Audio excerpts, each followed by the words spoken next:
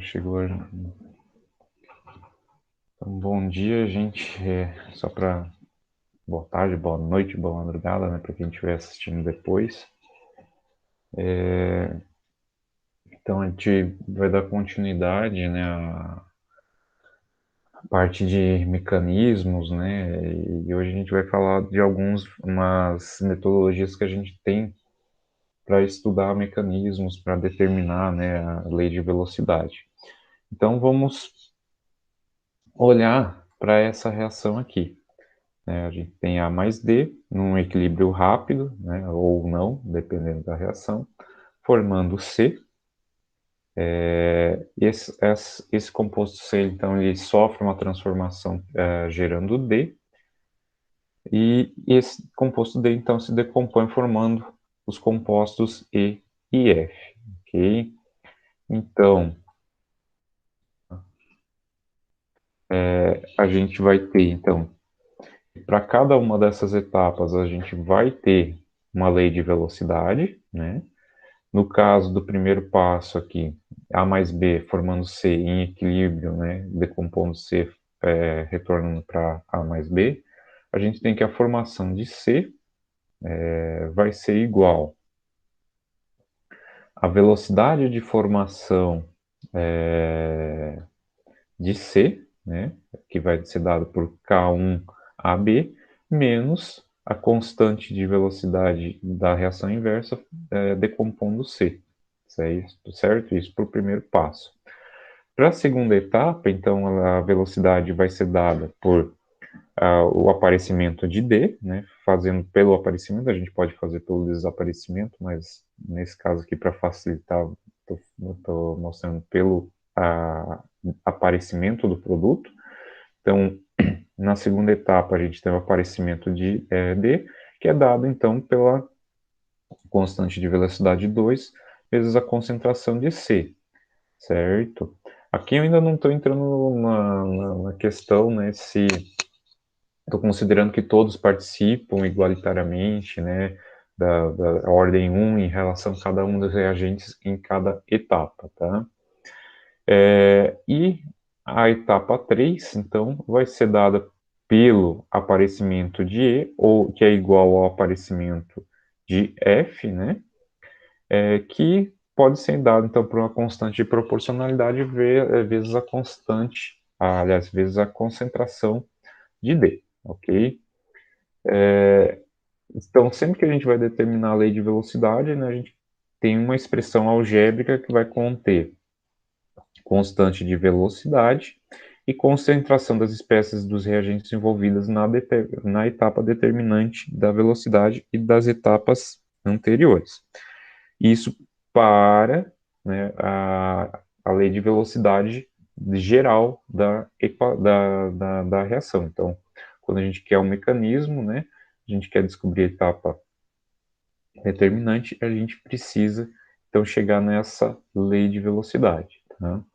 Pode ser em termos de aparecimento de produto? Pode, né? Mas geralmente acaba sendo um pouquinho mais fácil quando a gente tem mais etapas assim, trabalhar com a velocidade dos reagentes, tá? O desaparecimento dos reagentes. Por quê? Porque essa é uma concentração que a gente sabe com certeza o inicial dela, né? Bom, aqui. Então, se a gente considerar que a primeira etapa aqui, né, de formação do produto do intermediário C, ela é muito mais rápida, certo? E que a velocidade, a constante de velocidade K2, ela é muito menor do que a constante de velocidade K3, a gente pode dizer que a velocidade global nessa situação aqui, né, da etapa 1 ser rápida e a etapa 2 ser muito mais lenta que a 3, que a segunda etapa vai ser a limitante, né? Ou seja, a segunda etapa é a que vai determinar a velocidade dessa transformação, ok? Então, nesse caso, a lei de velocidade global, a gente pode descrever ela dessa maneira aqui, Então, a gente tem a velocidade de aparecimento de D com o tempo, vai ser igual à constante K2 vezes a concentração de C. Qual que é o detalhe, gente? A concentração de C eu posso, talvez, não conseguir determinar in situ, né? Porém, a gente consegue, né, determinar isso em termos da concentração dos reagentes iniciais, né? Então, a gente vai precisar expressar essa velocidade, né, em termos da concentração dos dois reagentes, no caso ali A e B, ou expressar em termos de C como função de A e B, né? E isso a gente consegue fazendo as relações que a gente, usando, né, essas relações que a gente tem aqui, certo? Então, vamos lá. Então, considerando que a gente tem aqui uma reação que é em equilíbrio, né? Eu tenho uma constante K1 e uma constante K-1 que é idêntica, a gente consegue escrever a função a expressão da constante de equilíbrio, né? Onde a concentração de C está dividida pela concentração de A vezes B, né? E a gente consegue relacionar K1 e K-1 como uma razão entre os dois, né? Para K1 a formação de produto e K-1 a de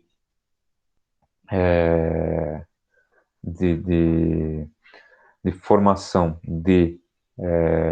dos reagentes, né? Decomposição do intermediário para formação novamente dos reagentes iniciais. E aí, então, a gente consegue, né, fazer a substituição dessa expressão aqui nessa expressão aqui. E rearranjando, né, a gente consegue colocar, então, dessa maneira que está aqui, ó, né, que é exatamente as leis, se a gente voltar aqui, ó, a lei de velocidade, né, para o passo 1, certo? Bom, isolando C, né, porque eu não sei a concentração de C, eu tenho que K1 sobre K menos 1 vezes a concentração de AB, né, vai ser igual à concentração de C, certo? Como eu tenho que a minha etapa determinante é a segunda, eu uso essa expressão aqui, né, na expressão de lei de velocidade que agora, da segunda etapa, que agora é a global, né? Eu vou inserir nesse ponto aqui. Então, a minha lei de velocidade vai ser o quê? K2 vezes K1 sobre K menos 1, vezes a concentração de A vezes a concentração de B, tá? Por que a gente está usando constante de velocidade? Porque é lei de velocidade. Então a gente não pode, né, até em termos absolutos, né, é a constante de equilíbrio, mas o mais correto então é a gente usar termos de lei de velocidade, tá? Então essa aproximação que a gente fez aqui, gente, é a aproximação de pré-equilíbrio, né? A gente supõe que o reagente e um dos intermediários que é formado, pelo menos, né, em toda a reação, eles estão em equilíbrio. Então, a gente vai escrever a reação global, a gente vai quebrar essa reação global em etapas elementares e vai colocar, né, as leis de velocidade para cada uma dessas etapas, certo? E aí a gente vai determinar qual que é a etapa determinante. Sabendo qual que é a etapa determinante, a gente escreve, então, resolve, né, com isso, a velocidade de formação do produto, né, e com isso também consegue escrever, então, a lei de velocidade de formação do produto utilizando a constante de equilíbrio. Quebrando nas duas constantes de reação, né, de formação e de decomposição do intermediário. Então, a gente consegue chegar nessa lei de velocidade. A gente pode simplificar, inclusive, né? Porque eu tenho aqui uma constante K2, uma constante K1 e uma constante K-1. Ou seja, isso aqui tudo a gente pode colocar como uma outra constante, certo? Um outro K, chamando isso aqui, então, de simplesmente de K, né? E quando a gente determina, então, experimentalmente a lei da velocidade, a gente vai estar determinando, na verdade, esse K que engloba todos esses três Ks aqui que estão subentendidos. Tá? O que a gente faz? Na sequência, reduz para o menor número possível de variáveis. Né? Então, por exemplo, se uma dessas desses reagentes não afeta a lei de velocidade, né, ele não precisa aparecer, né, ele vai estar dentro da constante, por exemplo. Outra simplificação foi o que eu falei aqui, né? Eu tenho três constantes multiplicadas entre si vai ser um valor constante, então posso chamar de uma outra constante, né? Então, se a gente for determinar a lei, né, de velocidade para essa reação aqui, que é uma reação, né, se a gente for analisar, de substituição nucleofílica. Tá? A gente sabe que a primeira etapa, que é a protonação do álcool aqui, ela é rápida e ela está em equilíbrio. Né? Protonação e desprotonação. A segunda etapa, que é o ataque do íon brometo no carbono, para deslocar o grupo OH2+, né, para formação de água e do haleto de alquila, é a etapa lenta, certo? Então, essa segunda etapa é a que vai ser a determinante da lei de velocidade, certo? Então, como é que a gente determina? Essa primeira etapa aqui a gente consegue colocar em termos de constante de equilíbrio, K1 e K-1, certo? Está aqui. Isolando termo, né, ROH2+, que é o que vai participar da etapa determinante, né, mas que eu não consigo determinar a concentração dele no meio, e substituindo na lei de velocidade para a segunda etapa, a gente vai chegar nesses termos aqui. A gente tem uma constante K2, né, vezes a constante de equilíbrio, que é a mesma coisa que o K1 sobre o K-1, vezes a concentração de ROH do álcool, né? Concentração do próton e concentração de brometo. Então, esses dois primeiros termos aqui são constantes, a gente consegue simplificar. Ficamos com uma lei de velocidade de terceira ordem a princípio. Se eu considerar que o álcool é o solvente também da reação, quer dizer o quê? Que a concentração dele em relação a H+ e Br- vai ser muito maior. Então eu também consigo jogar ele dentro desse Kobs, né? Que é um K constante de velocidade observada. Pode ser também chamado de constante de velocidade aparente, entre outras coisas. Tá? Calinha também às vezes aparece, tá? Não importa o nome, mas sempre que a gente tem um K com alguma coisa, né, K-OBS, K aparente, K-app, né, o K', a gente tem várias constantes ali dentro dele. Inclusive, às vezes até concentração de reagente, em função da reação que a gente está estudando.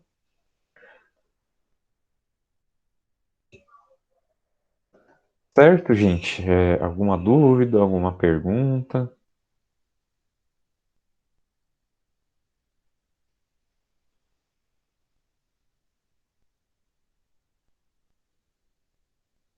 Não? Esse silêncio que me mata. Então, isso, gente. Opa, pode falar, Patrick. Peraí, tô me ajeitando aqui. É, Assim, a minha dúvida é mais uma curiosidade depois, mas não sei se seria pertinente eu perguntar agora. É que, por Pergunta exemplo, aí. sempre quando falam de medir a velocidade de reação, eu fico pensando em qual técnica que eles usam para ver a formação de produtos, aparecimento de reagente. Eu não sei se seria uma coisa Aham. UV, se, por exemplo, quando você está fazendo uma reação, dificilmente você consegue tirar uma alíquota e parar aquela reação, entendeu? Uhum. É os mesmos princípios de uma degradação, que você não consegue fazer um stop reaction assim. Não é uma Sim. reação de ácido básico, você só muda o pH e acabou.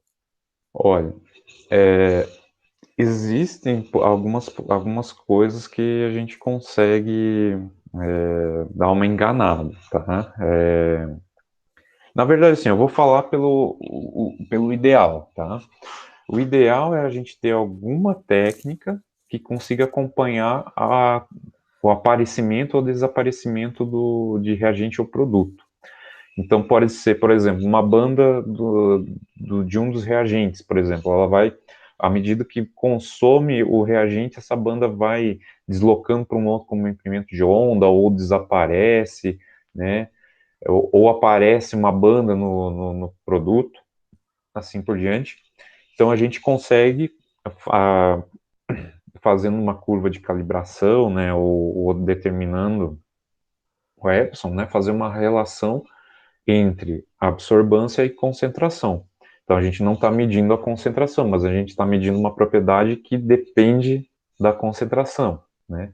Mesma coisa, a gente pode fazer por RMN, por infravermelho, né? RMN e UV acabam sendo bastante práticos porque a gente consegue às vezes medir in situ, né? Coloca lá na cubeta ou coloca no tubo de RMN e você consegue acompanhar ali dentro, né? A dificuldade está nessas situações que você falou, que às vezes a gente não consegue medir in situ. E aí tem que fazer, vamos assim, parar a reação, né, para conseguir medir depois, ou fazer uma titulação, alguma coisa assim. Em alguns casos, né, a gente consegue jogar algum reagente, né, algum composto no meio reacional, que consegue, por exemplo, capturar um dos reagentes ou destrói o catalisador da reação, né? Se é uma reação que só depende do catalisador para acontecer. Outra maneira que também é bastante recorrente é a gente congelar a amostra, né? Tira uma líquida bem pequena, que daí a gente consegue congelar rapidamente, né? E depois analisa. Mas com certeza a gente vai ter diferenças, né? Não vai ser tão preciso quanto o in situ. Então não estava tão viajando, então não. Não, tava na linha correta. Porque eu vejo muito controle em processo, de etapa de processo de química fina, e esse acompanhamento, assim, ele é um acompanhamento de uma etapa crítica que eles consideram dentro da indústria. Uhum, E, assim, eu nunca vi nada de diferente. É sempre CCD uhum, e no máximo, um UV. E eu sempre me questionei se aquilo realmente era o suficiente. Porque, é claro, não tem a uhum. questão da precisão para determinar a velocidade de reação, uma constante. Sim, Mas, assim, é um dado que poderia ser utilizado também para obtenção desse dado. E eu nunca vi é, nada além disso. sim. Você trabalha na Prate, né? Sim. Agora não vou lembrar o sobrenome dele, mas tem o Pedro. Pedro conheço, trabalhou, fez doutorado lá na UFSC também. Sim, o Pedro é meu colega de trabalho, a gente trabalha no mesmo setor. Eu sei que uma das bandeiras do Pedro, né, aí na prática, na prática é tentar fazer algum acompanhamento cinético de algumas Uhum. coisas, né? Tu vê só Tá que, sofrendo. mas tu vê, ó, que pela tua conversa eu já pesquei um negócio e imaginei que talvez você tivesse algum contato com ele, né? Eu vejo que o mundo é pequeno, né? É, é uma informação. Quando você conhece a lei de velocidade, né, ou consegue ter dados cinéticos, você consegue ter um controle muito maior. Quando você quer um controle simplesmente foi, não foi, né? A CCD é uma ferramenta fantástica, né? Porque você consegue uma alíquota muito pequena, né? São microlitros que você precisa para fazer ela. Numa plaquinha, corre lá, revela ali em questão de 10, 15 minutos, dependendo do solvente, né? Que precisa correr, que às vezes, alguns demoram mais, outros demoram menos, né? Às vezes tem dificuldade de evaporar. Isso para solventes mais polares, né? Você tem uma resposta já se foi ou não foi, e é barato, né? Mesma coisa, você só olhar lá se apareceu a banda no V, né? Ou uma banda no infravermelho, são análises que são muito rápidas de fazer. Agora, convencer quem não é químico, né? De fazer cinética de reação nesses processos é um baita desafio, porque realmente a visão deles é tipo, aconteceu ou não aconteceu, né? Agora, como? Não, a maioria não se importa com o como, né? Tô falando besteira aí? Não, não, não, porque isso casa muito com o que eu vejo na prática mesmo. É que como eu faço inspeção em plantas produtivas, eu acabo vendo isso, me deparando com essa situação também. E outra coisa, assim, que a minha implicância tanto com o CC, a camada fina, ou a delgada, tanto faz, é em relação à seletividade. O método é sensível, ok, mas ele pode não ser seletivo a alguma impureza, um subproduto que ele não tem um cromóforo naquela região, então não seja arrastado pelo eluente. Não, Então são outras exatamente. questões assim regulatórias, barra Anvisa, barra FDA, que eu Sim. acabo me atentando, e hoje não é um problema isso, mas é um nicho de atuação que provavelmente quando a indústria subir um pouco, a indústria não, a regulação subir um pouco mais a régua, pode ser um conhecimento que já vai ser obrigado. Por exemplo, o QBD antes não era utilizado e hoje já é utilizado, obrigatoriamente. Sim. Até essa questão, né, de identificação do. Agora tem uma, uma regulação aí que diz que é obrigado a identificar os produtos, né, de degradação e tudo mais. Isso aí era uma Nitrosamina coisa. está para isso.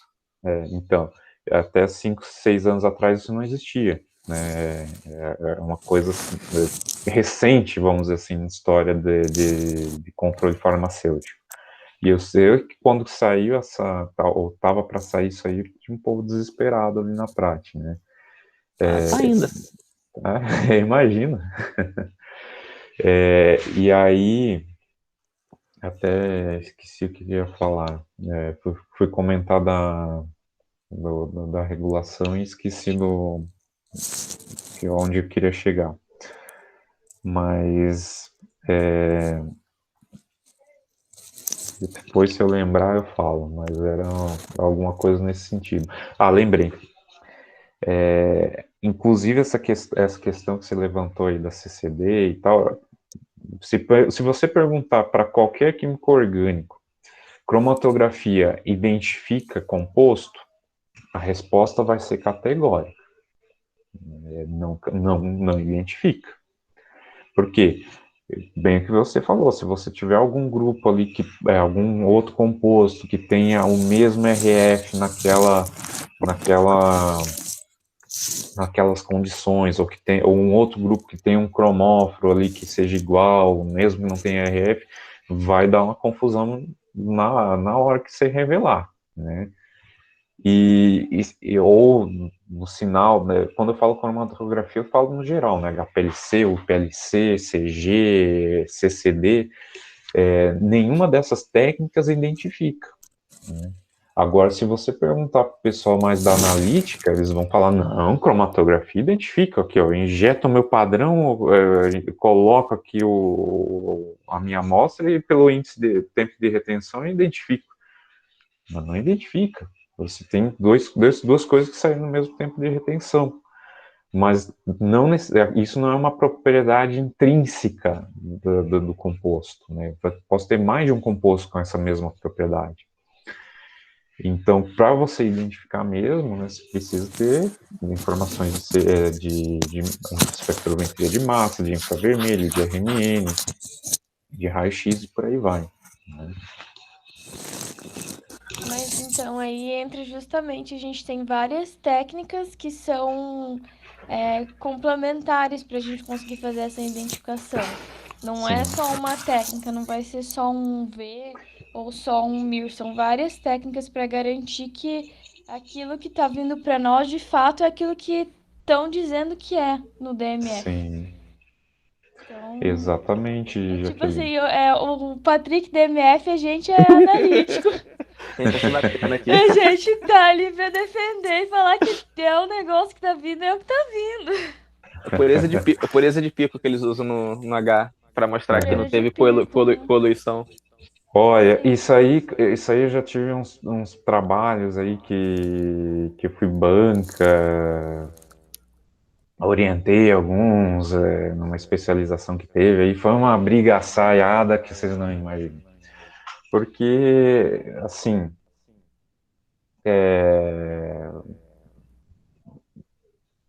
que eu A vou. gente trabalha também com espectro característico, né, no HPLC. Então, tipo, o teu padrão de determinada substância vai ter um espectro característico que, por pouco que seja, vai ser diferente da tua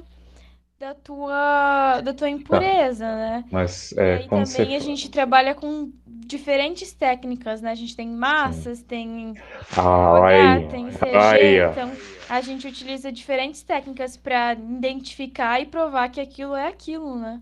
Não são Então, é uma isso que eu tô técnica só. falando. Ó, sem querer você concordou comigo, Jaqueline.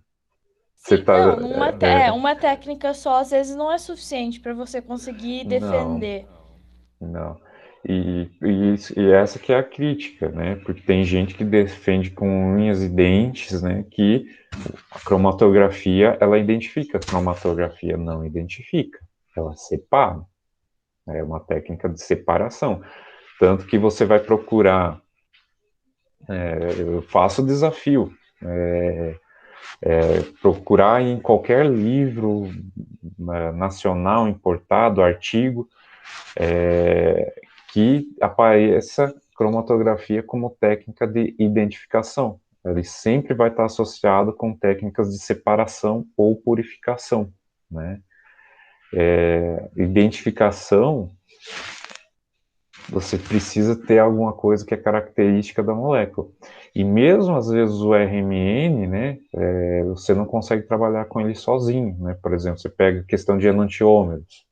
O RMN não consegue diferenciar enantiômero sozinho. Você precisa, às vezes, usar algum quelante, alguma coisa lá para diferenciar os dois enantiômeros no RMN, ou usar polarimetria para fazer essa identificação. Então, assim, né, o que eu estou cutucando aqui é a questão assim, de você chegar e dizer, não, a cromatografia identifica. Não, a cromatografia não identifica.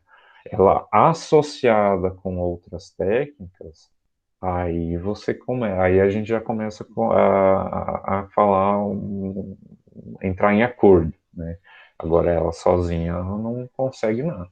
Ela consegue separar, é a técnica definitiva de separação, né? Tanto que eu passei um período na França durante o doutorado e um dia eu estava com dificuldade numa cromatografia lá de coluna, né, daquela clássica, com sílica, né, na torneirinha e tudo mais, não estava conseguindo separar dois compostos lá. E aí o meu orientador, daí eu falei para ele, ó, a cromatografia não está dando certo. Aí ele olhou para mim assim e disse, ó, o problema não é a cromatografia, não, o problema é o operador. E aí eu disse, pô, o cara tá me dando os dedos assim. E aí ele falou um negócio que, né, aí eu fui obrigado a dar razão para ele.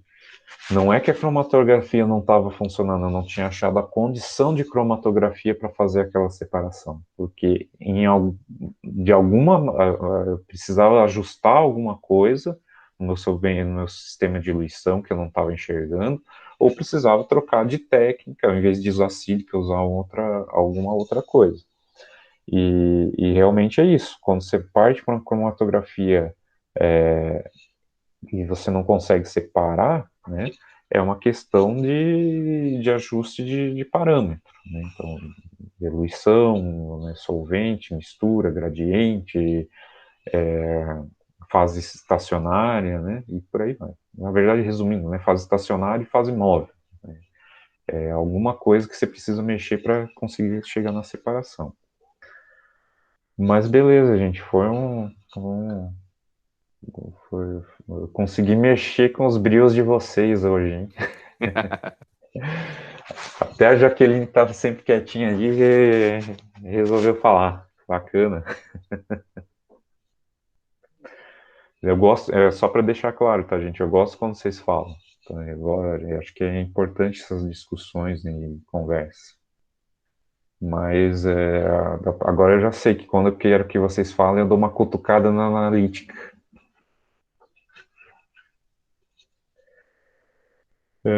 Brincadeira, gente. Então vamos lá, vamos voltar aqui para a cinética, né? Então, sempre que a gente postula algum mecanismo para uma reação, né, passa por lei de velocidade. Tá? Então, a gente propõe, né, uma lei de velocidade e compara com o experimental e vê, né, não só com pode às vezes ter mais de uma possibilidade, né, de lei de velocidade, mecanismo e tal. Então a gente determina o experimental e faz essa comparação com as diversas possibilidades. Às vezes o que a gente observa não tem nada a ver com N proposições que a gente faz, né? Então, sempre que a gente tem um mecanismo que não é compatível com a lei cinética, a gente descarta ele sem dó e sem piedade, tá? Então, vou usar um exemplo, né? É, a parte de aromáticos, né? Que é a reação de substituição eletrofílica aromática, no caso aqui, de tração do benzeno, né? Determinar a lei de velocidade. Então, aqui a gente tem três etapas para essa reação. A primeira etapa é um equilíbrio rápido para a formação do eletrófilo, né, que é esse aqui. A gente tem a protonação, né, de um dos ácidos nítricos e a formação, então, do nitrito, né, ácido nitroso, na verdade, que a gente tem que preparar in situ, e mais nitrato, certo? Às vezes a gente acaba usando aí um outro ácido, né, para ajudar. Por exemplo, o ácido sulfúrico é um outro ácido forte para fazer essa desidratação aqui do ácido nítrico para formar o ácido, a espécie, né, que vai ser ativo. Bom, a segunda etapa, então, é a lenta, né, que leva aqui, então, à formação do intermediário, né, que tem uma carga positiva no anel, né, e a terceira etapa é rápida, então, que aí seria a eliminação do hidrogênio e a recomposição da ligação, né, do anel e a sua aromaticidade. Bom, se a gente for pensar, né, na lei de velocidade, a gente vai ter que, se essa daqui é a etapa lenta, né, então é ela que vai aparecer aqui. Então, eu tenho essa espécie aqui e o benzeno para colocar nessa lei de velocidade. Só que essa espécie aqui, a gente não sabe a concentração exata. A gente sabe a de ácido nítrico que a gente colocou. Então, a gente faz aquela substituição que eu já mostrei anteriormente, né? E aí, a gente chega nessa lei de velocidade aqui, né? Com K-OBS, ácido nítrico ao quadrado, vezes benzeno, dividido pela concentração de nitrato, tá? Então, considerando essas três etapas aqui, considerando a segunda etapa como uma etapa lenta, a gente chegaria nesse mecanismo, nessa lei de velocidade, tá? Se por outro lado, a gente tiver uma outra situação, tá? Aonde eu tenho a protonação, tá? Depois dessa etapa, eu tenho a decomposição aqui do ácido nítrico para a formação do nitrito, né? E aí o nitrito, ele reage com benzeno e, né, segue adiante, sendo que a etapa lenta seria esta etapa aqui, que seria a formação do nitrito, né? Nitrito não, acho que eu estou trocando o nome aqui, né? Vou falar NO2+, para não ficar falando aqui coisas sem ter certeza. Como é que vai ficar a nossa lei de velocidade? Vai ficar um pouco mais simples, tá? Por quê? A gente vai ter a etapa lenta, então, aqui nessa etapa, e fazendo substituições, a gente então chega em CAOBs, né? Vezes a concentração ao quadrado de ácido nítrico, dividido por nitrato, tá? Nesse caso aqui, o que que acontece? O benzeno, né, ele não participa na etapa lenta, ele aparece depois da etapa lenta, certo? Então, ele não está na etapa limitante, ele não participa da lei de velocidade. Então, se a lei de velocidade experimental ela tiver o benzeno na sua expressão, a gente pode descartar essa opção, ok? Vamos para uma outra opção, tá? Eu vou mostrar algumas possibilidades, tá, gente? Estou mostrando algumas, acho que não sei se ficou tão claro. E aí depois a gente vai tentar chegar na conclusão de qual que é o mecanismo mais provável pela lei de velocidade, tá? Então, uma outra possibilidade é que a formação da nossa espécie aqui, que é o eletrófilo que vai se ligar ao benzeno, tem uma formação num pré-equilíbrio rápido, certo? Na sequência, a adição, né, do eletrófilo no anel benzênico é rápida também, e na forma de um pré-equilíbrio. E a terceira etapa, que é a eliminação do hidrogênio, né, a gente tem uma etapa, então, lenta, né? Então, o que, que vai acontecer? Os dois pré-equilíbrios aqui que a gente tem vai ter que entrar na lei de velocidade. Então, fazendo tudo isso, né, o que, que a gente vai ter? Que a lei de velocidade vai ser K3 vezes a concentração desse intermediário aqui, certo? O intermediário I. Esse intermediário I, ele vem da onde? Ele vem dessa lei de velocidade aqui, a concentração dele vai depender. Só que o NO2 ele depende do primeiro pré-equilíbrio, que vai dar essa expressão aqui, certo?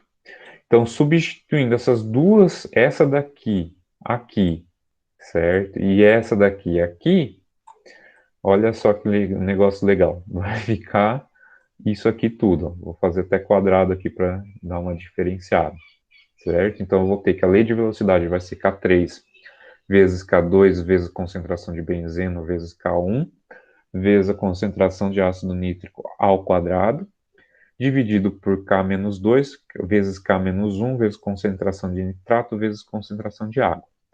Então, tudo que é constante a gente pode puxar, né, e transformar em KOBs, tá aqui, certo? Então, a gente fica com essa lei de velocidade aqui.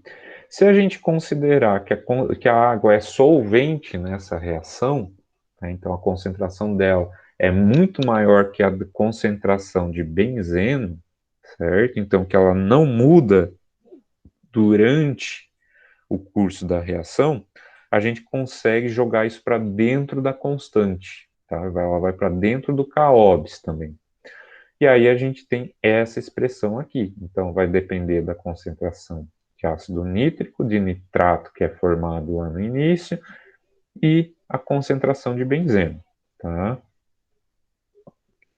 Nesse caso, gente, essa lei de velocidade aqui comparada com essa daqui é igual. Então a gente não consegue distinguir, né, se o mecanismo, né, tiver a participação do benzeno, se é esse mecanismo ou este mecanismo aqui, tá? Então a gente precisaria lançar mão de outras ferramentas. Por exemplo, eu vou falar disso mais para frente. A gente pode trocar esse hidrogênio por deutério. E aí a gente vai ter um efeito na velocidade da reação, né? Mas pela lei de velocidade apenas a gente não consegue nesse momento. Mas depois, com um efeito isotópico, a gente consegue ver se distinguir entre o primeiro mecanismo e esse daqui, tá? Como a gente sabe que o benzeno participa, né, na lei de velocidade, está presente na equação de velocidade, a gente já descarta o mecanismo B, tá? Então, aqui os três mecanismos. Esse daqui, como a gente tem a participação do benzeno, a gente consegue descartar, né?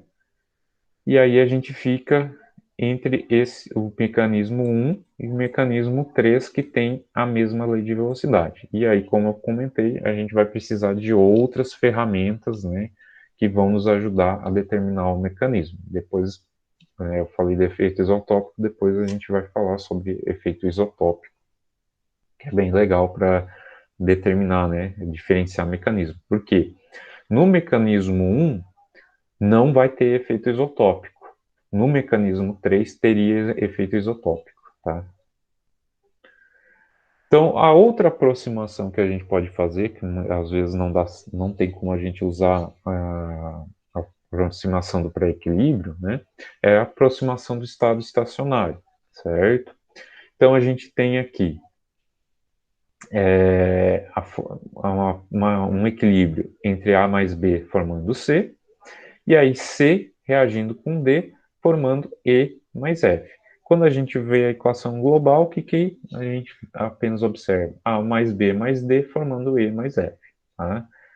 Se a gente tiver que a espécie C, o intermediário C, ele é formado, né, mas ele é uma espécie instável, né, bastante reativa, a gente pode considerar que a velocidade de formação de C é a mesma velocidade da decomposição de C, tá? No caso, a formação de C, ela vai ser dada por essa lei de velocidade aqui, ó. K1, né, a AB, né, a concentração de A vezes a concentração de B. A decomposição, por outro lado, a gente tem duas reações, né, que é ele, né, do K-1 aqui se degradando em A e B novamente, e a outra possibilidade é ele reagindo com B, né, para formar E mais F. Né? Então a gente tem essa outra expressão de velocidade aqui. Esses riscos aqui, gente, vocês desconsideram que é alguma coisa no PowerPoint com o mouse aqui que ele faz, tá? Não é um desafio da aula de RMN de infravermelho nessa situação, né? Porque vai fazer um risco, aí eu, puff, né? Eu vou querer exemplificar um espectro, né? Aí vai lá e aparece um pico que eu não queria desenhar, né? Então, é por isso que eu uso bastante, eu uso o cabo usando mais o quadro. Mas às vezes quer mostrar um negocinho rapidinho aqui e dar essas fugidas aí. Bom, no caso, né, nas duas expressões, né, se a gente juntar elas para isolar o C, igualar as duas, né, porque numa a gente tem desaparecimento e na outra a gente tem aparecimento, né, o que a gente tem? A gente vai ter essa expressão aqui, onde a concentração de C, né, vai ser igual a K1 vezes concentração de AB, né, A vezes B, dividido por K2 vezes concentração de D, mais constante K menos 1. tá? Então, a formação de produto, né, ela é dada nessa segunda reação aqui, tá? Então, por quê? Porque se eu preciso de C para formar D, né, essa aqui vai ser a etapa mais lenta, né, porque ela depende daquela ali, né? Aliás, gente, deletem essa última parte aí, vamos deixar isso em suspenso, né? Então, a velocidade de formação é dada por essa expressão aqui, né, a formação de E e F. Então, se eu substituir agora a concentração de C por essa expressão aqui, né, eu vou chegar nessa outra expressão aqui, né? Ajustando, né, não tem, na verdade, muito que a gente ajustar, porque a gente tem um mais aqui embaixo que ferra com tudo, né? Mas a gente pode fazer algumas simplificações, tá? Se o K2 vezes a concentração de D for muito maior que K menos 1, a gente consegue tirar o K menos 1 da expressão, certo? E aí a gente consegue cortar isso daqui com isso daqui, certo? Isso daqui com isso daqui, e aí a gente chega nessa expressão aqui. Ou seja, a lei de velocidade vai ser o quê? A formação de C, tá? Então, a primeira etapa vai ser a determinante da velocidade. Agora, se for o contrário, o K2 vezes D é muito menor do que o K1, ou seja, o K1 é muito grande, o que acontece? A gente consegue cortar o K2 D da expressão, certo? E aí a gente consegue chegar nessa expressão aqui, onde a gente vai ter um K-OBS, né? Nessa situação aqui, vezes A, vezes B, vezes D, né? As concentrações de cada um desses reagentes. E aí, nesse caso, a reação, né, vai ter a sua etapa determinante na segunda etapa, e a etapa 1 vai ser um pré-equilíbrio, tá? Então, nesse caso, o que a gente está considerando? A concentração de C sempre vai ser igual durante todo o curso da reação. Uma vez que ele é formado, ele já se decompõe, tá?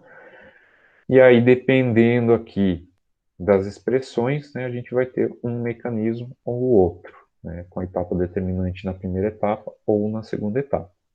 Então, resumindo tudo aqui, na aproximação do estado estacionário, a gente vai escrever a reação global, vai quebrar a reação global em etapas elementares, supor que o intermediário está em estado estacionário, ou seja, ele é formado e já é consumido, né?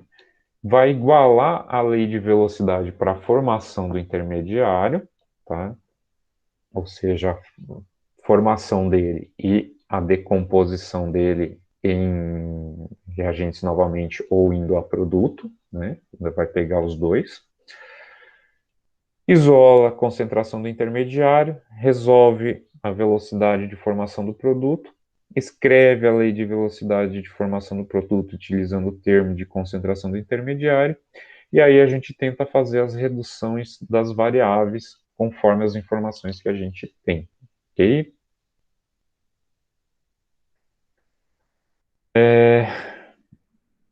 Só para reforçar, gente, que eu acho que é importante, né?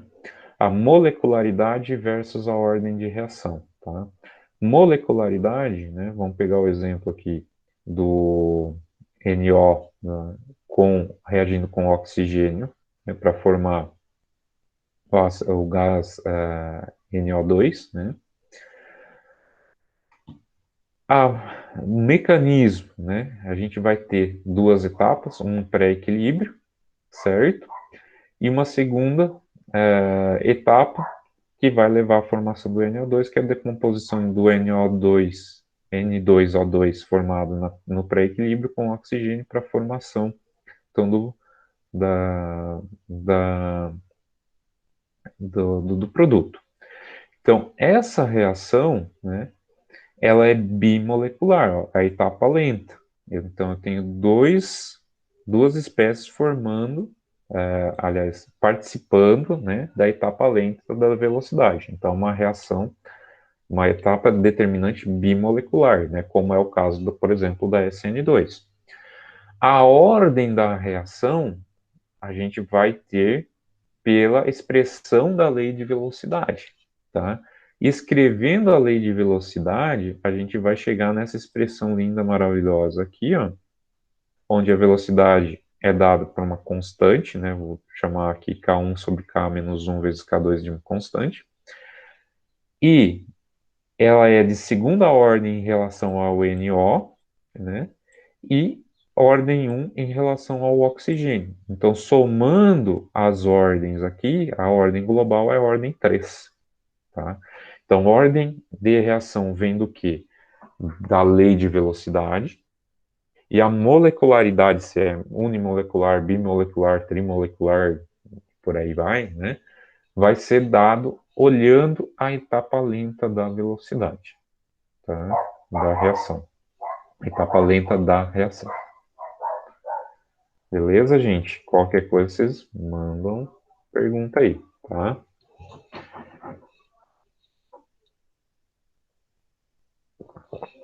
Gente, falei de tudo que a gente falou quarta-feira passada, falou na segunda, para chegar aqui, certo? Para a gente falar das relações lineares de energia livre que estão relacionadas geralmente com efeito de substituinte, tá? A gente vai chegar finalmente no famoso Hammett que eu disse que eu falei, né, que não dava para sair da avançada sem falar de Hammett. Inclusive, aí vocês conhecem o Pedro, vocês podem perguntar para ele. Ele disse, o Renato lá falou que não dava para sair da avançada sem falar de Hammett. Ele vai, com certeza, ele vai concordar comigo.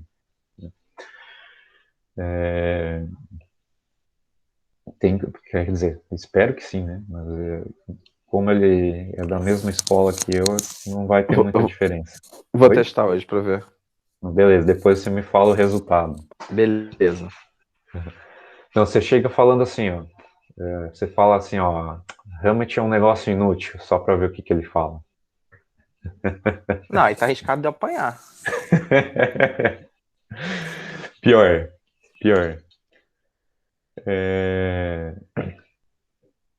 Beleza, gente. Brincadeiras à parte, né? Mas aí acho que é importante a gente brincar um pouco aí. Descontrair.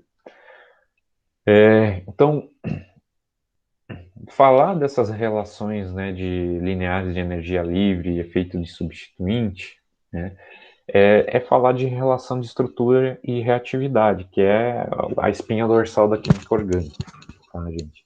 A gente procura sempre olhar o que é. Olha uma determinada função orgânica, a gente já tenta fazer um paralelo, né, com que tipo de reação que vai acontecer ali. Então, se eu tenho uma estrutura que tem mais de uma função orgânica, eu quero fazer tal reação. Eu já analiso toda a estrutura para ver se aquela reação que eu quero fazer num determinado grupo funcional pode ter um efeito em outro, né? Então, às vezes, a gente usa muito essas relações, né, para medir efeitos, né, e é muito importante. Então, eu gosto, essa aqui é uma frase que o meu orientador, né, ele deu por muitos anos química orgânica avançada lá na UFSC, e ele sempre usa e eu acho que é muito legal, apesar de eu não ter feito a avançada com ele, né?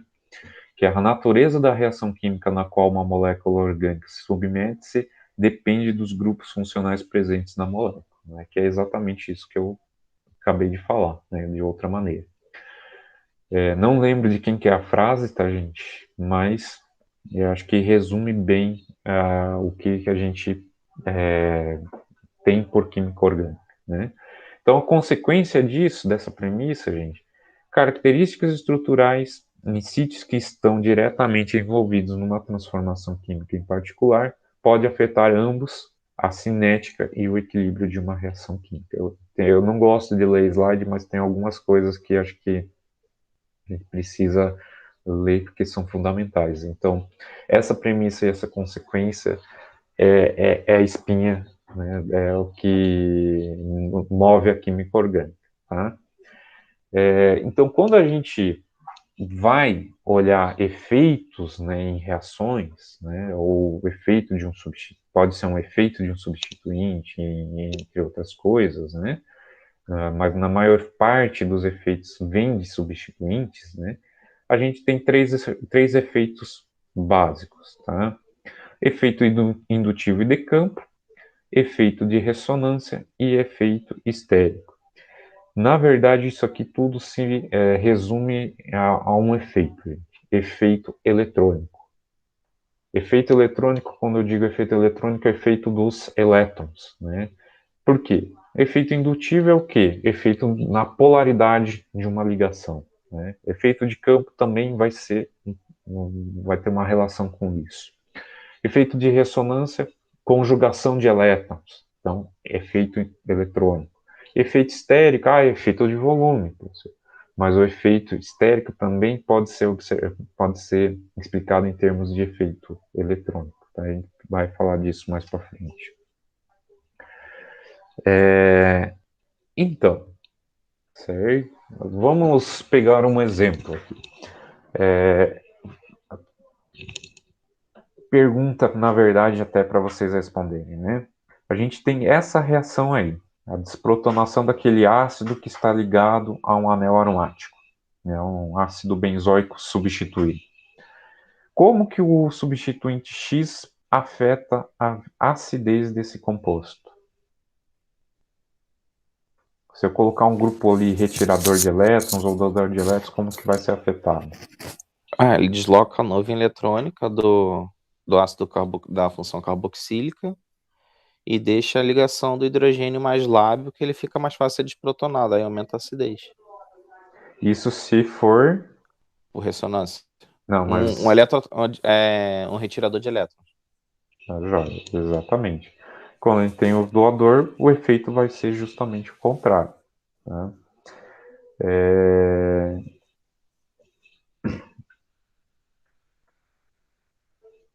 Então, aqui, né, mostrando um exemplo prático, né, do que vocês falaram. No caso aqui, a gente tem um grupo a anilina, né, um NH2 ligado no anel, doador de elétrons. Ele vai enriquecer o anel com elétrons e isso vai aumentar a densidade eletrônica. Eu não gosto de usar o termo nuvem eletrônica. Eu tinha um professor que ele falava nuvem está no céu, né? Nuvem é de gases, né? Então, ele falava que o correto era usar a densidade eletrônica. Aí a gente vai pegando alguns vícios, né? Então, eu prefiro usar o termo densidade eletrônica. Nuvem, eu aceito, às vezes me dá uns calafrios assim, mas não tem problema, tá, Patrick? Você acabou de usar o termo ali, mas não leve a mal, não, tá? Então, ele vai enriquecer, né? E então, essa ligação aqui vai ficar com o hidrogênio mais preso, né? Menos lábil, como o Patrick comentou. Já se a gente tem um grupo nitro que é um redutor, aliás, é um retirador de elétrons, né, o efeito é justamente o contrário. Eu deixo o anel mais pobre em elétrons, ele vai puxar do grupo substituinte também, e esse oxigênio, então, vai, por consequência, puxar mais, né, os elétrons daquela ligação com o hidrogênio, deixando ele mais fácil de ser retirado, né, diminui o pK daquele grupo. Então, outra maneira da gente pensar isso também é que uma carga negativa ela vai ser mais estabilizada, né, por um grupo retirador de elétrons, né? Uma outra maneira da gente pensar, tá? Em termos práticos, né, o que a gente observa, né? Que a gente tem dois grupos doadores de elétrons, né, o grupo metilo e o grupo NH2, e 3 grupos retiradores de elétrons, e o hidrogênio a gente tem como nosso fiel da balança, né, o nosso comparativo. Então, a gente tem aqui para cima os doadores e para baixo dele os retiradores. O que a gente observa em termos, né, de pKa? No caso aqui específico, né, os exemplos que eu mostrei com NH2 e nitro, né, pKa com o grupo NH2 4,86, grupo nitro 3,42. Então veja que eu tenho uma diferença aí de 1,44 no pKa. Então é uma diferença muito grande, ó. É uma ordem de 10 vezes na diferença na constante de equilíbrio, né? Então é muita diferença. Então muito mais ácido em função desses efeitos que a gente comentou. E aí, o que aconteceu? A gente está aí já beirando os 100 anos, né, dessa proposição que foi do Lewis Hammett, né? Ele fez o seguinte questionamento, né? Seria possível construir uma relação matemática entre o substituinte que a gente tem no anel e a acidez? O efeito do substituinte no ΔG e na constante de equilíbrio, né, na constante de acidez daquele ácido ali, ele pode ser expresso matematicamente? E aí o trabalho do Hammett foi o quê? Tentar achar essa relação matemática, né? Ele fez várias proposições, né? Não só ele, teve outros tentaram propor relações de energia, né? Mas a dele é a que acabou tendo mais sucesso, certo? Então, como é que foi a hipótese do Hammett? Tá? Para cada substituinte que eu tenho no anel, existe uma diferença entre a energia livre, né, característica. Então, se eu pegar o hidrogênio como padrão, né, eu vou ter uma diferença no ΔG padrão para cada uma dessas reações, né? Então, eu estou saindo aqui do ácido, né, para formar o carboxilato, né? Desprotonei o ácido. Então, se eu tenho o grupo nitro, ó, o ΔG dessa reação, né, ela acaba sendo um valor, né? E para o hidrogênio ele acaba tendo outro valor, né? Considerando, né, que o ΔG está relacionado com a constante de equilíbrio, nesse caso com a constante de equilíbrio de acidez, se eu fizer um ΔΔG, né, uma variação da variação a diferença entre os ΔGs, né, para o grupo X, que está substituindo, menos o ΔG do para a reação com o hidrogênio, certo? Se eu transformar isso, né, fazer substituições e tal, e transformar para log, né, era mais fácil trabalhar com log de 10 do que ln, né, a gente está falando de 1930, né, gente, não existe calculadora, era tábuas, né, de logaritmo, então era muito mais fácil fazer essas transformações. Então, se eu colocar a constante de acidez, que é algo que eu consigo mensurar facilmente, certo? Sobre a constante para o hidrogênio, isso vai ser igual ao meu ΔΔG, né, para X, sobre 2 vezes 2,303 vezes RT. Ou seja, como eu vou ter, de certa forma, que uma parte que é constante, né, eu consigo transformar isso num valor de sigma, né, que é uma função que a gente chama que é uma função de x, né, do meu substituinte. Ou seja, o sigma vai ser o meu parâmetro de Hammett, que a gente vai chamar, certo? Então, fazendo isso para o hidrogênio, né, eu tenho o valor zero, por definição, né, porque é o meu comparativo, então log é, vai dar sempre ali, né, o K do hidrogênio sobre o K do hidrogênio vai dar 1, log de K de 1 é zero, aliás, né? E aí, então, vai ser o meu parâmetro, vai ser zero. O que ele observou? Para doadores, esse parâmetro, né, o que ele chamou de signo, ficou negativo, né?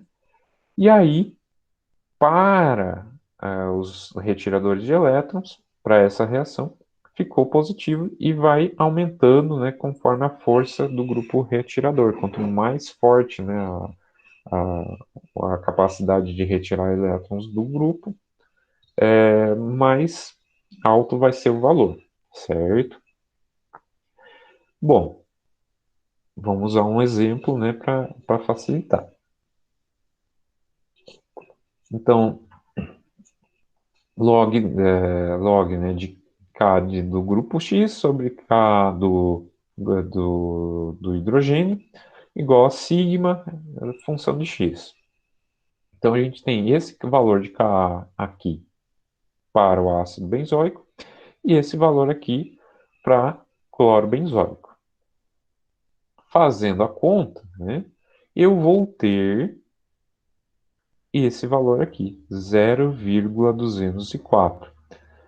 Como eu estou falando de um substituinte que é para, certo? Esse é o valor de sigma para o substituinte cloreto nessa reação, tá? A gente pode ter o sigma meta, pode ter o sigma orto? Pode, tá?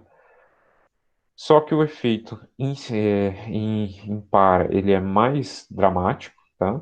Em meta ele não é tão bom. Em orto, em relação aqui ao ácido, ele também existe, só que aqui a gente começa a ter efeitos de estéreos, né? E aqui eu não tenho efeito estéreo, então a relação acaba sendo melhor. Depois eu vou mostrar para vocês aí alguns gráficos para mostrar. Então, é,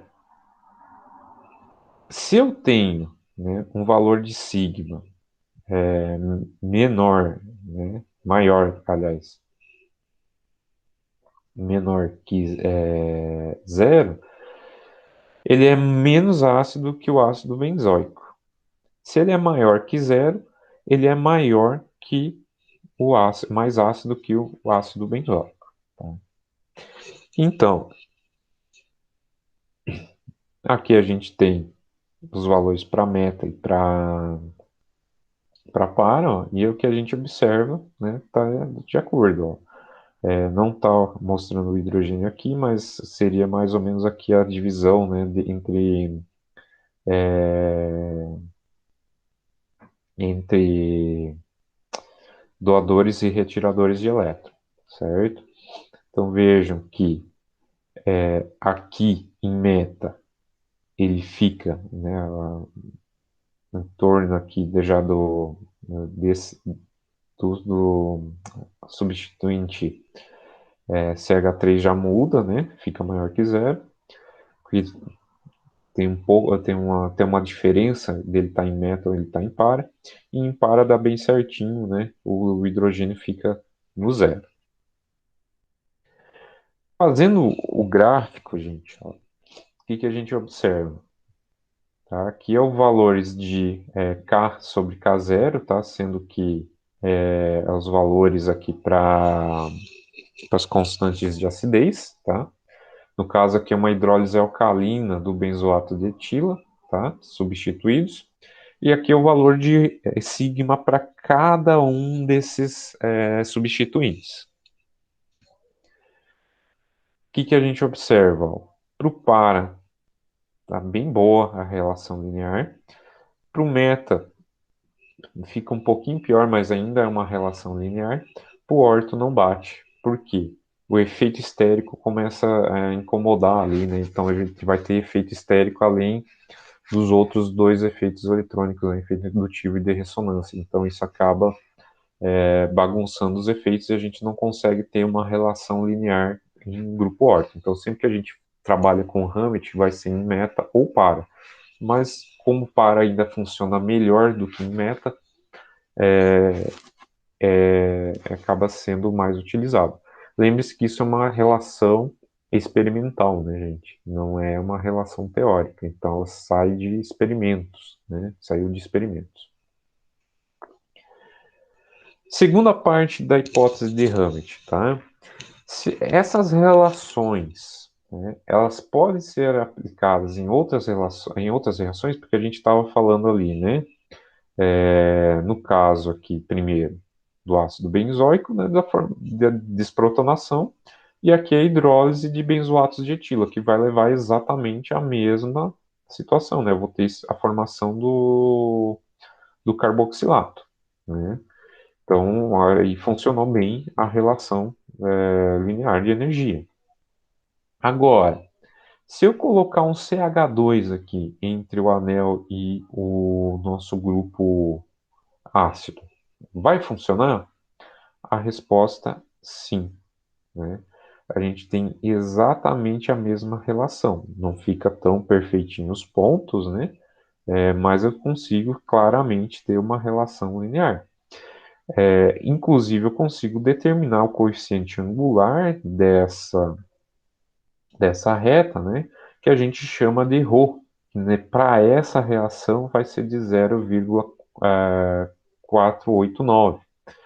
Quando a gente tem um ρ menor do que 1, gente, significa que a reação ela é menos sensitiva, né, a substituinte do que o ácido benzoico. Maior do que 1, né, ela vai ser mais sensitiva, tá?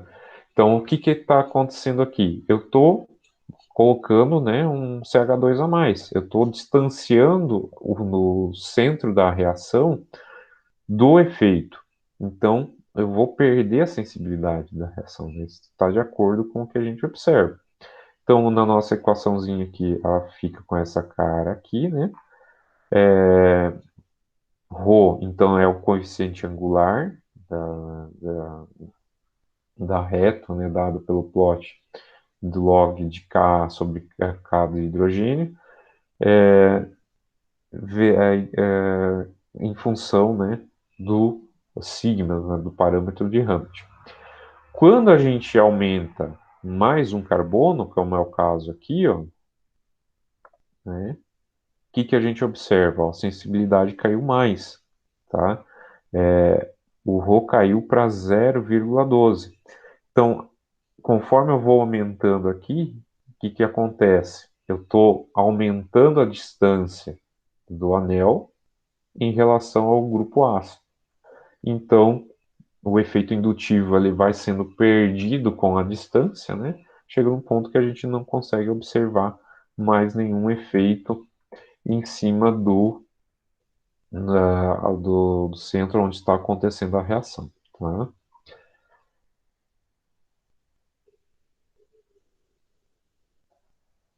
Bom, gente, o que é interessante, né? O Rho, além da sensibilidade, né, ele também vai dar outras informações, tá? Se o Rho é maior do que zero, né? Ô, Renato, Oi? você tá passando de slide ou ainda tá na de calibração? Eu passei. Que slide que está aí para vocês, gente? Pra Só mim tá para. na de calibração ainda, do Orkmet para. Sério? Aham. Faz o seguinte, Patrick, entra e sai novamente, porque eu já rodei uns 2 slides aí. Só para o Patrick deu problema, gente? Eu minimizei e voltei aqui e passou o slide. Não, joia. Tá. É, Foi esses 2 slides aqui que eu passei, ó, mostrando o ρ, tá? Então, o ρ é a inclinação dessa reta aqui, considerando o valor de Ka, né, sobre K hidrogênio, com o parâmetro de Hammett, o sigma. Tá? Então, quanto menos inclinado, menos sensível, né? É o caso que a gente tem aqui, ó. Tem dois grupos CH2, ficou mais distante, o efeito indutivo já não chega tão fortemente aqui no carbono, no grupo ácido, né? Então, a sensibilidade vai diminuindo até que a gente não vê mais nada, né? Provavelmente 3 carbonos aqui, se não ficar zerado, vai ficar muito perto de zero, né? O valor aqui de ρ.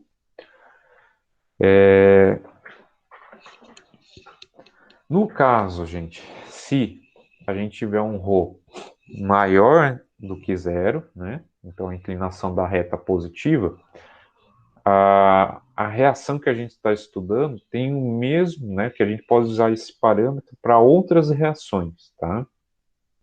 Não só para reações ácido-base, tá? Ela vai ter o mesmo padrão, né, de comportamento do ácido benzoico, tá? Então, com o retirador de elétrons, eu tenho um aumento na constante de equilíbrio. Com doadores de elétrons, a gente tem uma diminuição. Rho maior do que um mais sensível à reação, né, ao efeito de substituinte. Menor que um mais maior que zero, ela é menos sensível que o ácido benzoico. Tá? É igual a zero, não tem reação. E a gente pode também ter a condição, né, onde o Rho ele é menor do que zero, ele é negativo, né, inclinação descendente. Então, esse padrão, essa reação ela vai ter um padrão de comportamento ao contrário do ácido benzoico, né, da desprotonação do ácido benzoico. Vai acontecer o que? Eu vou ter grupos retiradores de elétron diminuindo a velocidade da reação e os doadores aumentando a constante de equilíbrio. A gente vai ver que a gente consegue correlacionar. Eu acabei falando ali também com constante de velocidade, né? A gente vai ver que consegue fazer essa relação também, tá? Então vamos lá, essa reação, né? Quando a gente olha, então, o ΔG, a gente estava olhando aqui em termos de ΔG padrão, certo? Estado inicial e estado final, que é o que a constante de equilíbrio consegue relacionar. E agora, se eu usar isso, né, para ΔG de transição, eu consigo usar, né? Felizmente, né, para a alegria da química orgânica, né, dos físico-químicos orgânicos, eu consigo usar o sigma também para constante de reação, como já até tinha deixado escapar anteriormente. Só que daí, nesse caso, né, em vez da constante de equilíbrio, a gente vai usar a constante de velocidade. O que é interessante, né, porque a gente consegue medir velocidade de reação para muita coisa, né? E constante de equilíbrio já é um pouquinho mais chato de medir, né? Mas a constante de velocidade acaba sendo mais fácil, né? Então, se eu pegar aqui a hidrólise, né, de benzoatos de etila, né, com diferentes substituintes em par, eu consigo, então, fazer essa associação, né, com o ΔG de transição, e eu tenho aqui o Rho e o sigma para aquela reação, certo? Para essa reação em específico, né, de hidrólise com hidróxido de sódio, né, na verdade com hidróxido, né, não precisa ser sódio, pode ser potássio, pode ser contrair o que tiver disponível. O Rho, ele vai ser de 2,61, ou seja, é um Rho que mostra uma alta sensibilidade ao substituinte. Como o Rho é maior que zero, né, ele tem o mesmo comportamento lá da acidez do ácido benzoico, né? Retiradores aumentam a velocidade de reação, a velocidade da constante de reação, né, com aumenta o valor da constante, e doadores têm o efeito contrário, eles vão diminuir a constante de velocidade, certo? Por quê? Certo?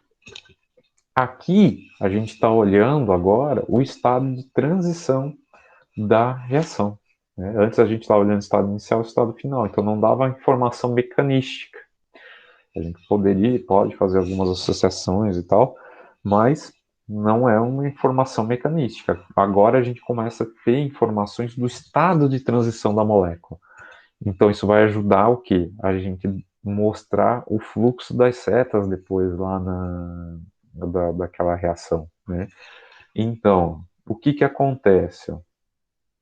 Nesse estado de transição, o que ele está nos mostrando é que, como os retiradores de elétrons estão ajudando a reação acontecer mais rapidamente, tem uma sensibilidade maior, significa que o meu estado de transição, ele tem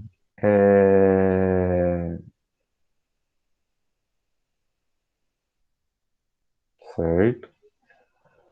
Então, o que eu tenho é que quando eu tenho a carbonila, né, eu tenho aqui uma densidade de carga positiva no carbono, né? E quando eu tenho a formação do estado de transição, né? Eu tenho um intermediário aqui que vai ser tetraédrico, né? Eu vou desestabilizar esse estado de transição, ou seja, eu vou ajudar a reação a ir para frente, né? Eu dou mais energia para ele, então eu acabo ajudando a reação a ir mais rápido. Então, como acontece lá com o ácido benzoico, né? O ρ também vai ser maior do que zero. E não tem o gráfico aqui, mas acredite em mim, o gráfico fica com a inclinação positiva, tá? Em alguns casos, gente, a gente consegue fazer uma relação, né, entre a mudança de carga no estado de transição pelos valores de sigma mais e sigma menos, tá? O que a gente estava usando ali era sigma normal. A gente consegue usar valores, né? Como a gente está falando de estado de transição, que vai ter cargas negativas ou positivas, dependendo da reação, a gente consegue fazer a mesma determinação de valores de efeito, né? Com cargas, com estados de transição com carga positiva, negativa, e isso que a gente vai chamar aqui de sigma mais, sigma menos. Tá? Então a gente pode ter o sigma normal, o sigma mais e o sigma menos. Tá? Vai ter valores um pouquinho diferentes para utilizar para fazer os gráficos. Tá? Então, o sigma mais vem da onde? Eu tenho uma carga positiva, né, sendo formada no intermediário ou no estado de transição, e, e essa carga está em ressonância direta com o anel aromático.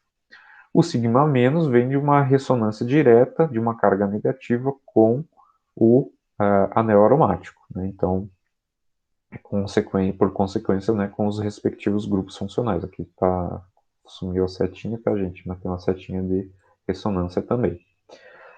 Bom,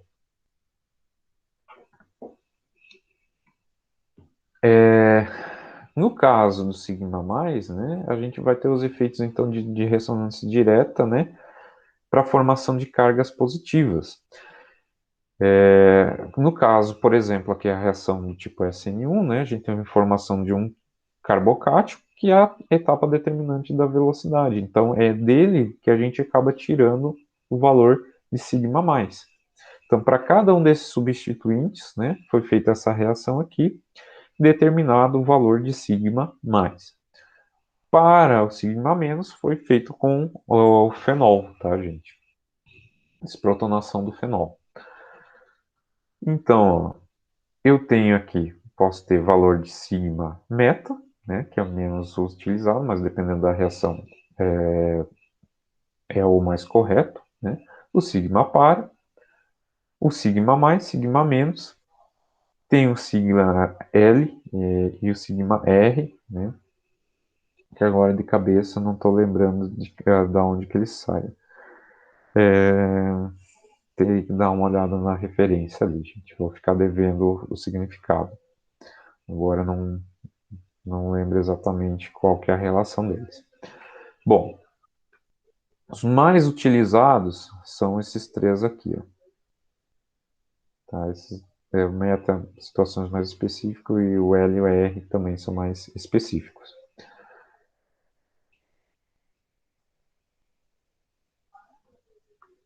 Bom, né, gente, isso tudo a gente está falando para chegar depois na aplicação disso aqui, só mostrando da onde que está vindo esses valores. Então, por exemplo, né, valores de Rho para algumas reações aqui, tá? De desprotonação ou protonação ou, né, hidrólise, conforme a situação. Vejam que, dependendo do solvente, a gente tem efeito no Rho, tá? Então, o solvente precisa estar muito bem determinado, né, adequado, porque senão dá diferença. Se tiver variação na composição do solvente, a reação muda, tá?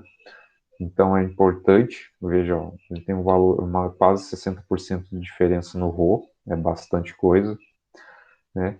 E a gente tem aqui diversas relações, né, que a gente pode usar, inclusive, para comparação, tá? Então, vamos resumir para poder aplicar isso na prática, tá? Como uma relação linear de energia livre permite a compreensão do mecanismo de uma reação? Então, para a equação de Hammett, né, se eu tenho sigma maior do que zero, eu tenho grupos retiradores de elétrons. Menor do que zero, né, eu tenho doadores de elétrons. Então, isso principalmente para o sigma par, sigma mais, sigma menos. Rho menor do que zero, a gente vai ter reações que são favorecidas por substituintes doadores de elétrons e carga positiva sendo formada durante a reação. Ou ainda, gente, diminuição da carga negativa, tá? Não necessariamente uma carga positiva está sendo formada. A gente vai ver uns exemplos aí. No caso do Rho maior que zero, é justamente o contrário, tá, gente? Então vamos lá, um Rho de menos 0,95. A gente tem esse Rho para essa reação aqui, que é uma reação de abertura, né, em meio básico de um epóxido, né, para a formação desse produto aqui. Bom, um Rho negativo, né, significa o quê? Uma carga positiva, né, ou diminuição da carga negativa. Vocês veem alguma carga positiva sendo possível de ser formada aqui?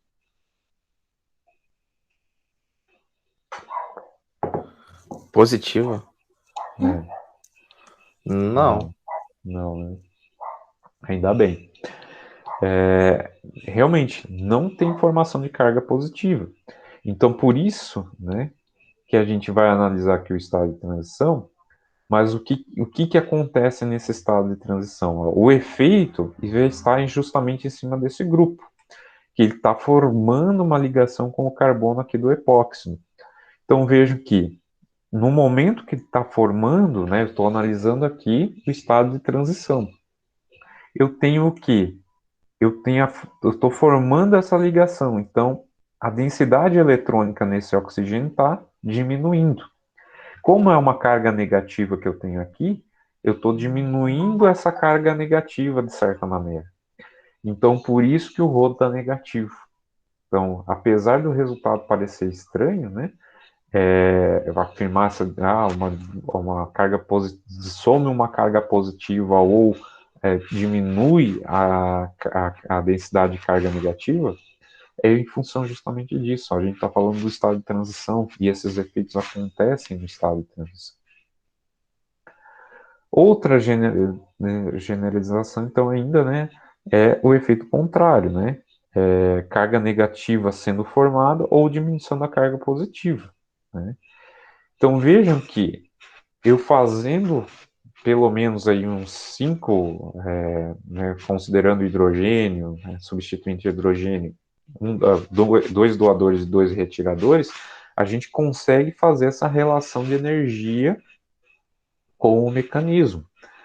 E aí a gente consegue obter informações do estado de transição, como é que estão as cargas nos estados de transição, né? O que está acontecendo com as cargas, se está sendo formada uma carga, se está sumindo uma carga, né? Ou diminuindo uma carga. e aí consigo propor um estado de transição para aquela reação. E com isso eu chego a uma proposição de mecanismo, né? Aquele clássico que a gente desenha que vocês têm pavor lá na graduação. Quer dizer, vocês não, né? Porque vocês vieram fazer mestrado na orgânica, estão fazendo orgânica avançada, então parte de tudo do princípio que vocês gostam de química orgânica, né? Então, ó, saponificação do benzoato de metila. O que eu estou mostrando aqui, a gente mostra lá na graduação, né? Tipo, o hidróxido vem aqui, ataca a carbonila, abre essa ligação dupla, forma esse intermediário, aí ele fecha aqui e manda embora esse cara aqui, né? Da onde que vem essas setas? Vem de informações como o caso do Rho, né? do Hammett aqui, ó. O Rho para essa reação, ele é de mais 2,38, né? Então, se ele é de mais 2,38, significa o quê? Que eu tenho o quê? Uma diminuição da carga negativa durante o estado de transição, né? Ó, ou tenho uma carga positiva sendo formada, ou a diminuição de uma carga negativa. E o que está acontecendo aqui? Eu tenho a formação dessa ligação, né? Então, por isso que o Rho está positivo. Gente, para a gente finalizar, né, vou deixar aqui como já é quase 10h50, a gente tem que finalizar, deixar esse exercício aqui para vocês fazerem, e aí a gente retoma ele na segunda-feira, né? Calcular a constante de velocidade para a hidrólise do metanitrobenzoato de metila, né, o KMNO2, sabendo que o KH é com esse valor e o sigma meta do nitro é 0,71. Tentem chegar no valor da constante de velocidade para essa reação, tá, gente? Vou deixar esse desafio aí para vocês, ok? Mas é isso. Se vocês tiverem alguma dúvida, alguma pergunta para fazer, aproveitem. Senão, a gente encerra por aqui e até segunda-feira. Só uma curiosidade, essa hidroxila que atua como nucleófilo, no produto ali não tá faltando o hidrogênio dela, não? Porque tá como base conjugada? Eu acho que não teria necessidade de estar com base conjugada. É que aqui, na verdade, não está sendo mostrado, né? Mas se você tem a saída do metóxido, né? O metóxido é uma base mais forte, ele vai Ah, arrancar tá. o próton, né? Ele não está sendo mostrado aqui na figura. Mas a tua observação está correta. Só, só foi negligenciada uma etapa aí. Não, beleza. Inclusive, em função disso, né, que a reação não volta, né? Porque daí eu tenho a formação do carboxilato, né? E aí, num possível ataque aqui em meio básico, teria que sair O2 menos, né? E O2 menos não sai nem que a vaca tussa, né? Uma base extremamente forte, né? Hidróxido é forte, O2 menos é muito mais forte.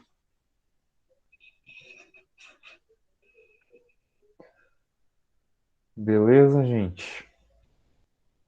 Então, vou parar aqui. E aí a gente retoma na segunda. Segunda a gente deve terminar, daí a gente faz mais alguns exercícios referentes à parte de ésteres, né? E, e aí eu tenho a parte de aromáticos para falar para vocês, mas eu acho que fugiu o nome. O coisa ele deve ter falado um pouco lá sobre isso no início da disciplina, então acho que vai ser bem tranquilo.